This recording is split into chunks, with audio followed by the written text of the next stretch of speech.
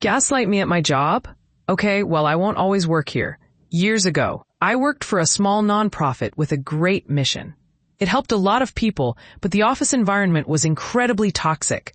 I was there for 6 months and experienced constant gaslighting.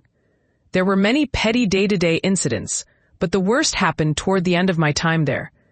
I made a mistake with something public-facing, and I owned up to it, apologizing profusely. They could have fired me for it, but instead they told me everything was fine and just to be more conscientious moving forward. Surprisingly, I decided to stick it out and prove myself. However, the very next day, my main responsibility was suddenly taken away. When I asked about it, they insisted everything was normal. So I was left wondering what was really going on. A week later, a coworker asked if I was going to the holiday party. I said no, explaining that I was contract to hire and my manager had told me it was for full-time employees only. Then, 2 days later, I received an email from the CEO's assistant asking for my RSVP. It was clear my manager had lied. I was hurt and angry, but at that point, I didn't want to go anyway, so I declined. After the office closed for the holidays, I returned to work as usual, only to be called into a meeting shortly after. They informed me that due to budgetary concerns, my position had been eliminated and they had to lay me off. All I could say was, okay. I collected references from the decent people there, packed up my things and went home.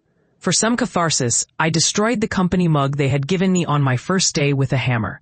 6 weeks later, while compiling my work history, I checked the company website and discovered they had a new employee with a suspiciously similar job title and identical responsibilities to mine.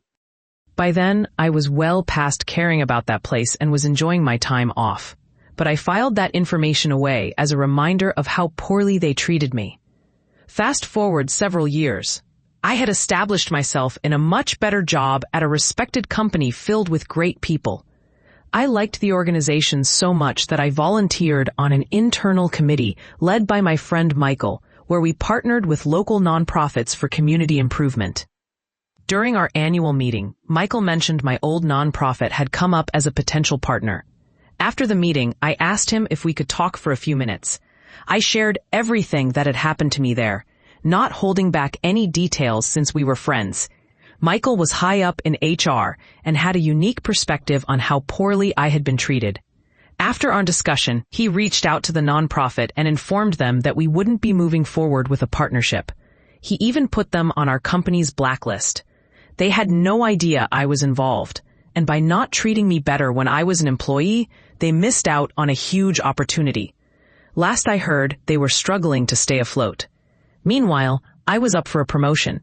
Living well is definitely the best revenge.